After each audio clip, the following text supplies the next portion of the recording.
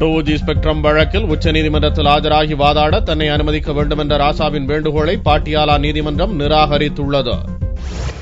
உச்சநீதிமன்றத்தின் கண்காணிப்பில் 2G spectrum ஊழல் குறித்து சிபிஐ விசாரித்து வருகிறது. இந்த வழக்கில் கைது செய்யப்பட்டு திகார் சிறையில் அடைக்கப்பட்டுள்ள முன்னாள் தொலைத்தொடர்புத்துறை அமைச்சர் ராசா பாட்டியாலா சிபிஐ நீதிமன்றத்தில் 2 தினங்களுக்கு முன் தாக்கல் செய்த மனுவில் 2G வழக்கில் வக்கீல்களுக்கு தெரியாத பல உண்மைகள் இருப்பதாகவும் அவற்றை உச்சநீதிமன்றத்தில் தெரிவிக்க விரும்புவதாகவும், எனவே உச்சநீதிமன்றத்தில் 2G வழக்கு விசாரணைக்கு வரும்போது தான் ஆஜராக அனுமதிக்க வேண்டும் என்று கோரியிருந்தார். இந்த மனு மீதான விசாரணை OP சைனி முன்னிலையில் வெள்ளியன்று விசாரணைக்கு வந்தபோது ராசாவின் வக்கீல் சுஷில்குமார் வாதிடுகையில், உச்சநீதிமன்றத்தில் சிபிஐ தாக்கல் செய்யும் அறிக்கைகளை பத்திரிகைகள் வாயிலாகவே தெரிந்து கொள்ள வேண்டியிருக்கிறது என்றும், விசாரணையின் போது ராசா இருந்தால் அவரது கருத்துக்களை முன்வைக்க வசதியாக இருக்கும் என்றும் வாதிட்டார். மேலும் அரசின் ஆவணங்கள் பெரும்பாலும் கையால் எழுதப்பட்டவைகளாக இருப்பதால் அதை ராசாவால் எளிதில் படிக்க முடியும் என்பதாலும், தொழில்நுட்ப ரீதியாக சில விஷயங்களை உச்சநீதிமன்றத்தில் விளக்க முடியும் என்பதாலும் உச்சநீதிமன்றத்தில் ஆஜராக ராசாவை அனுமதிக்க வேண்டும் என்றார். உச்சநீதிமன்றத்தில் பலத்த பாதுகாப்பு இருப்பதால் அங்கிருந்து ராசா தப்பிச் சென்று விட மாட்டார் என்றும் வக்கீல் சுஷில்குமார் வாதிட்டார். ஆனால் ராசாவின் கோரிக்கையை ஏற்க மறுத்த நீதிபதி சைனி